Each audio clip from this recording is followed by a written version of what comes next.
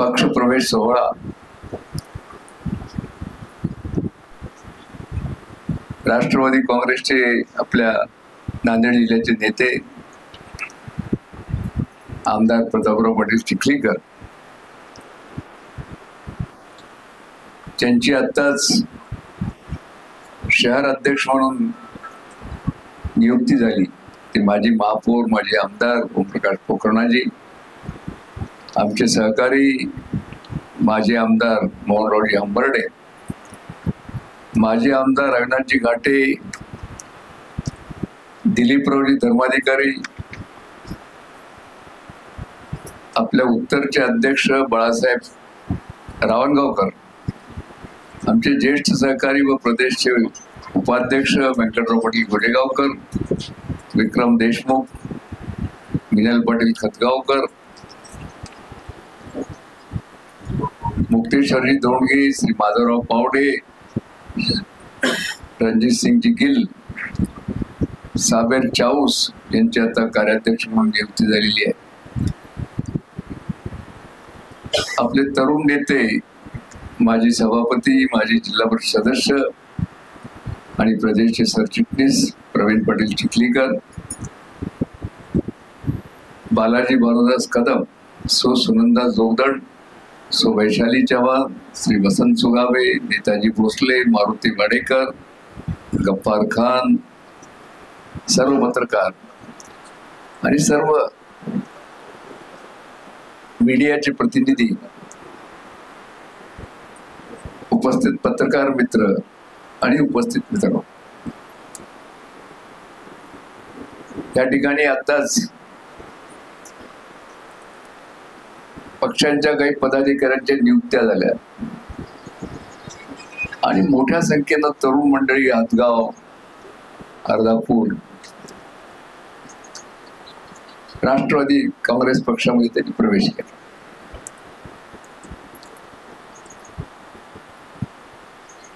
आमचे नेते राष्ट्रीय अध्यक्ष अजितदादा पवार यांची आपण कोणतीही भाषण निलंगेकर तुम्हाला बोला, तू महत्वाचा आहेस, माझं ऐकत जा, नाही तर लहानपणी ऐकत होतास, आता थोडस. अजितदादा त्यांच्या भाषणाची सुरुवातच अशी करतात की आमचा राष्ट्रवादी काँग्रेस हा छत्रपती शाहू, शिवाजी महाराज, भारतरत्न डॉक्टर बाबासाहेब आंबेडकर, अहिल्याबाई होळकर, अण्णाभाऊ साठे, तर सगळ्यांचेच महापुरुषांची मी नावं घेणार. या महापुरुषाच्या धोरणावर चालणारा आमचा पक्ष आहे. आम्ही जरी आज बीजेपी बरोबर जरी आमची पॅक्ट असेल, पण आमचे विचार मात्र निलंगेकर या महापुरुषांचे आहेत. तुम्ही आजही पहा, मला फार आनंद झाला तुम्हाला की आमचा जुना साबेर काय उठो, अरे काय मला अजून एक खुशी झाली की आमच्या हातगाव मधले एक MIM कार्यकर्ते आज आमच्याकडे आहे. हा मी तुम्हाला सांगतो की राष्ट्रवादी पक्षाचा फार मोठा विजय आहे. आज आमच्या मुस्लिम बांधवामध्ये जे एक अविश्वासाचं वातावरण आणि तसंच आमच्या दलित बांधवामध्ये एक अविश्वासाचं वातावरण या देशामध्ये निर्माण झाले, कोणाला अमान्य करता येत नाही. आणि ह्यांच्यामध्ये जर विश्वासाचं वातावरण निर्माण करायचं असेल तर आमच्या पक्षाचे विचारच तुम्हाला माहित नाही करू शकतात. यशवंतराव चव्हाणांचा सुसंस्कृत महाराष्ट्र हा आम्हाला अभिप्रेत आहे. या ठिकाणी प्रतापराव बद्दल मी थोडी नाराजी व्यक्त करतो. हे जे आजच्या नियुक्त्या होत्या या संबंधी आमची प्रतापरावची बैठक मुंबईला झाली. आज सकाळी प्रतापराव ह्यावर चर्चा करण्यासाठी माझ्या घरी आले होते. आम्ही सकाळचा नाश्ता एकत्र केला, पण मला मोठं अतिशय दुःख आहे की प्रतापरावनं दक्षिणचं नाव काढलं नव्हतं, दक्षिणचं अनाऊन्स करायचं नव्हतं. मला त्यांनी लेखी म्हणाले होते की नाही जात तुम्हाला मी लेखी देतो कोणाकोणाचा अनाऊन्स करायचा आहे. कारण माझी आणि यांची चर्चा झाली होती, वरिष्ठांशी चर्चा झाली होती आणि दक्षिणच्या नावाबद्दल आम्हा दोघांचे एकमत होऊन वरिष्ठ निर्णय घेणार होते.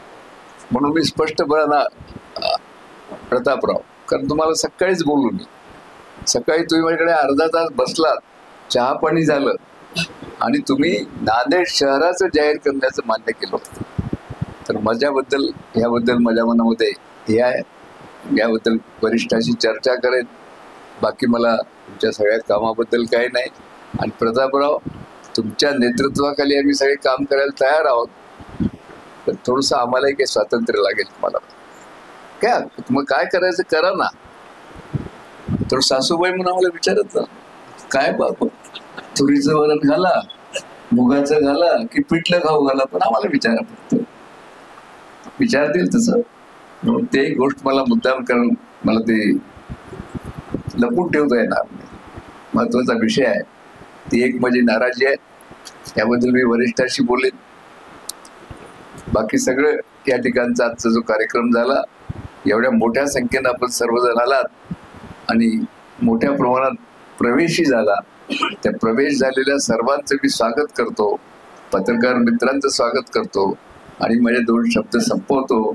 आणि मी आपली सर्वांची परवानगी मागतो, कारण माझ्या पाठीमध्ये त्रास आहे, मला जास्त वेळ बसता येत नाही. मी तुम्हाला सांगतो. म्हणून प्रतापराव, तुमची परवानगी घेतो आणि मी जातो. विषय नाराजीचा नाहीये. सगळ्यांना विश्वासात घेऊन पक्षाने हा निर्णय घेतलेला आहे. एखाद्या कार्यकर्त्याच्या बद्दल एखाद्याची नाराजी असू शकते, परंतु जेव्हा जिल्ह्याचं नेतृत्व त्यांना करायचं, त्यांनी सगळ्यांना सांभाळून घेतलं पाहिजे, असं माझं मत आहे.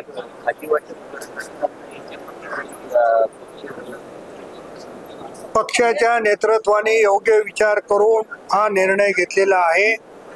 सगळ्यांच्या मताने हा निर्णय झालाय. ज्यांची कोणाची नाराजी असेल त्यांना वैयक्तिक तुम्ही जाऊन त्यांचा बाईट घ्या, परंतु माझ्या समोर मी त्यांच्या संदर्भाने काही यावर बोलणार नाही. खासदार देखील उपस्थित होते. नांदेडच्या विकासासाठी सर्वांनी एकत्र या असं आव्हान कोणाच्या सोबत कोण उपस्थित होतो मला माहिती नाही, परंतु महानगरपालिकेने कार्यक्रम ठेवल्यामुळं प्रोटोकॉल प्रमाणे खासदारांना बोलवणं हे त्यांना गरजेचंच होतं, म्हणून त्यांनी खासदाराला निमंत्रित केलं. म्हणून खासदार गेले असतील, खासदार त्याच्यावर अधिकच बोलतील.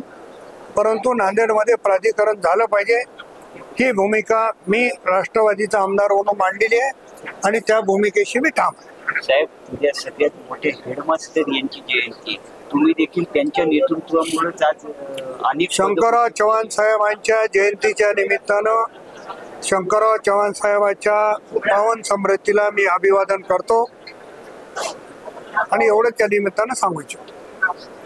अशोक चव्हाण यांच्यासोबत विकासासाठी एकत्र येणार.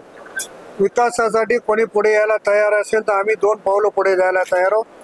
कोणाचं वैयक्तिक भांडण, कोणाची वैयक्तिक मालकी जिल्ह्यामध्ये नाही.